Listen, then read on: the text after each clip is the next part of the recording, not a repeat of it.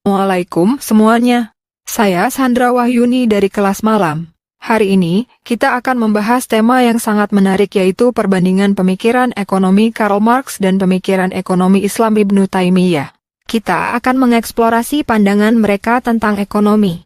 Mari kita mulai dengan Karl Marx. Ia lahir pada tahun 1818 di Jerman dan menjadi salah satu pemikir paling berpengaruh dalam sejarah. Marx dikenal karena kritiknya terhadap kapitalisme yang ia anggap sebagai sistem yang mengeksploitasi kelas pekerja. Dalam karyanya, seperti Das Kapital, ia menganalisis bagaimana nilai lebih dihasilkan dari kerja pekerja yang tidak mendapatkan imbalan yang adil. Selanjutnya kita akan membahas Ibnu Taimiyah. Ibnu Taimiyah, atau lengkapnya Ahmad bin Taimiyah, adalah seorang ulama besar Islam yang hidup pada abad ke-13 dan ke-14 Masehi. Beliau dilahirkan di Haran, Turki pada tahun 1263 dan wafat di Damaskus, Suriah pada tahun 1328 Ibnu Taimiyah merupakan salah satu tokoh ekonomi Islam yang juga masyhur di kalangan masyarakat. Karena pemikirnya terhadap perekonomian berbasis Islam sebab dalam pemikirannya, segala hal yang bersangkutan dengan perekonomian haruslah berlandasan terhadap Al-Quran ataupun As-Sunnah. Dan beliau juga merupakan salah satu tokoh dai, pembaharu dan tokoh ekonomi Islam yang sangat monumental sebab pemikirannya terhadap ekonomi Islam. Prinsip pemikiran ekonomi Karl Marx yaitu kepemilikan bersama. Marx berpendapat bahwa untuk mencapai masyarakat yang adil, kepemilikan alat produksi harus bersifat kolektif. Dengan demikian, tidak ada satupun individu yang dapat menguasai sumber daya secara eksklusif. Perjuangan kelas, ia meyakini bahwa sejarah manusia adalah sejarah perjuangan antara kelas-kelas sosial, yaitu antara burjuasi dalam kurung, pemilik modal, dan proletariat dalam kurung, pekerja. Konflik ini adalah pendorong utama perubahan sosial. Salah satu konsep paling fundamental dalam ekonomi Marx adalah teori nilai lebih. Marx berpendapat bahwa nilai suatu barang tidak semata-mata ditentukan oleh biaya produksi, tetapi juga oleh jumlah tenaga kerja yang terkandung di dalamnya. Tenaga kerja sebagai sumber nilai, menurut Marx, tenaga kerja adalah satu-satunya sumber nilai yang sebenarnya. Buruh menciptakan nilai lebih dari upah yang mereka terima. Tujuan utama pemikiran ekonomi Karl Marx. Pemikiran ekonomi Karl Marx memiliki tujuan utama untuk menganalisis dan mengubah sistem kapitalisme yang dianggapnya sebagai sistem yang tidak adil dan eksploitatif. Secara garis besar, tujuan Marx dapat diringkas sebagai berikut: mengungkap ketidakadilan sistem kapitalisme eksploitasi kelas pekerja. Marx berpendapat bahwa dalam sistem kapitalisme, kelas pekerja proletariat dieksploitasi oleh kelas pemilik modal bourgeoisie. Nilai lebih yang dihasilkan oleh pekerja tidak sepenuhnya kembali kepada mereka, melainkan menjadi keuntungan bagi pemilik modal. Alienasi, Marx melihat bahwa dalam sistem kapitalisme, pekerja menjadi teralienasi dari hasil kerja mereka, dari diri mereka sendiri, dan dari sesama manusia. Membangun masyarakat yang lebih adil, masyarakat tanpa kelas. Marx membayangkan sebuah masyarakat komunis di mana tidak ada lagi pembagian kelas sosial dan semua alat produksi dimiliki bersama oleh masyarakat. Keadilan sosial, dalam masyarakat komunis, setiap individu akan mendapatkan sesuai dengan kebutuhannya dan bukan berdasarkan kontribusinya. Prinsip ekonomi Islam 1. Tauhid. Dalam setiap perbuatan hal yang paling utama adalah memiliki prinsip tauhid, apalagi dalam sistem perekonomian Islam. Sebab prinsip tauhid ini merupakan prinsip yang bersangkutan antara dunia dan akhirat. Seseorang yang menanamkan prinsip ini pada dirinya bisa terhindar dari hal-hal yang dilarang dalam agama ataupun pemerintah. 2. Prinsip akidah ini menjadi pondasi pertama yang akan menopang prinsip-prinsip yang lain. Sedangkan kesadaran prinsip tauhidlah yang akan mengantarkan seseorang terhadap keyakinan dunai menuju akhirat, sehingga perbuatannya tidak akan hanya mengejar keuntungan dari ekonominya saja, melainkan juga mencari ridha. 3.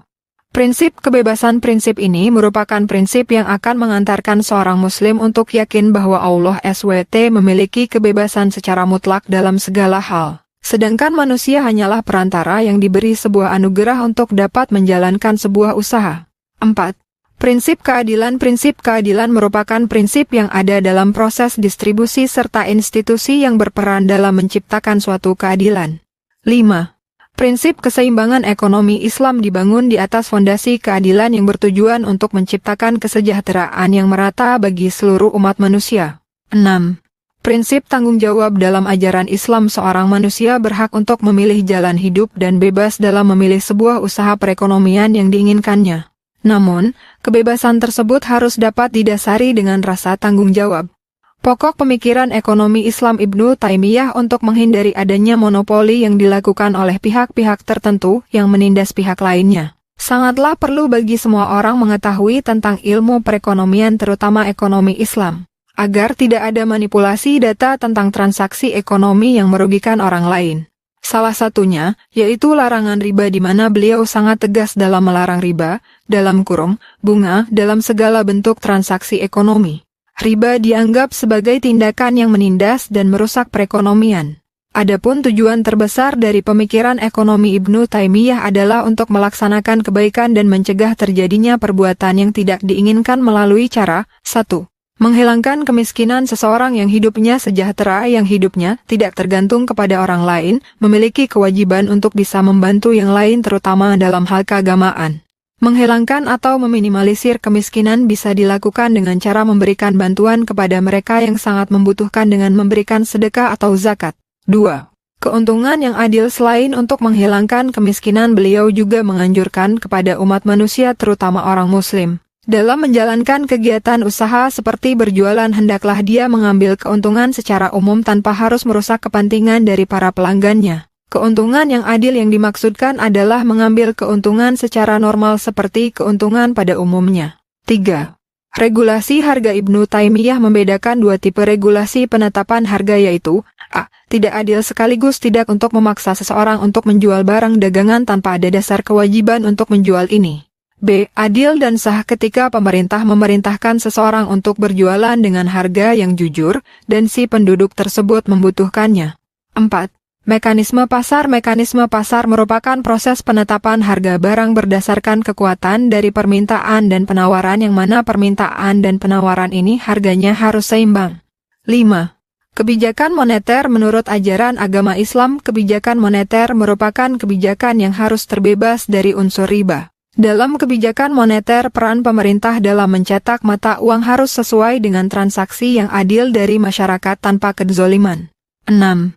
Hak milik. Menurut pandangan agama Islam yang berkaitan dengan hak kepemilikan segala sesuatu, pada hakikatnya hanyalah milik Allah SWT saja, bukan milik yang lainnya. Namun Ibnu Taimiyah mengemukakan argumentasinya bahwasanya tentang hak kepemilikan sesuatu sebenarnya bisa saja menjadi milik manusia, akan tetapi dalam konteks ini dalam hal kepemilikannya tidak bertentangan dengan prinsip-prinsip dalam syariah. 7. Mencegah adanya kesenjangan sosial. Dalam ekonomi Islam lebih mengutamakan untuk bisa memberikan bantuan terhadap orang lain yang lebih membutuhkan daripada untuk dibuat foya-foya atau hal-hal yang tidak ada manfaatnya. Meskipun ini juga merupakan hak masing-masing individu, namun hal ini sangatlah dianjurkan oleh baginda Rasulullah Shallallahu Alaihi Wasallam. Perbandingan pemikiran kedua tokoh ini. Mari kita lihat beberapa perbandingan antara kedua pemikir ini. Dari segi kepemilikan, Marx lebih menekankan kepemilikan kolektif untuk menghapuskan kelas sosial. Sedangkan Ibnu Taimiyah mengakui kepemilikan pribadi dengan tanggung jawab sosial untuk berbagi dan membantu sesama. Dari segi keadilan, Marx menyatakan keadilan dicapai melalui penghapusan kelas dan revolusi sosial. Dan Ibnu Taimiyah mengatakan keadilan berlandaskan pada moralitas dan etika dalam semua transaksi ekonomi.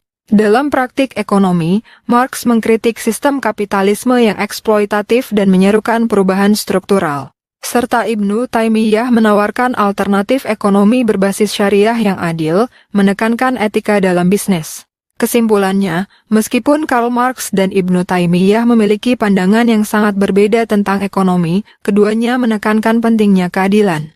Marx berfokus pada penghapusan kelas untuk mencapai keadilan sosial, sementara Ibnu Taimiyah menekankan etika dan moralitas dalam aktivitas ekonomi. Pemikiran keduanya memberikan wawasan yang berharga bagi kita dalam memahami dinamika ekonomi dan sosial saat ini. Saya Sandra Wahyuni. Sekian dan terima kasih.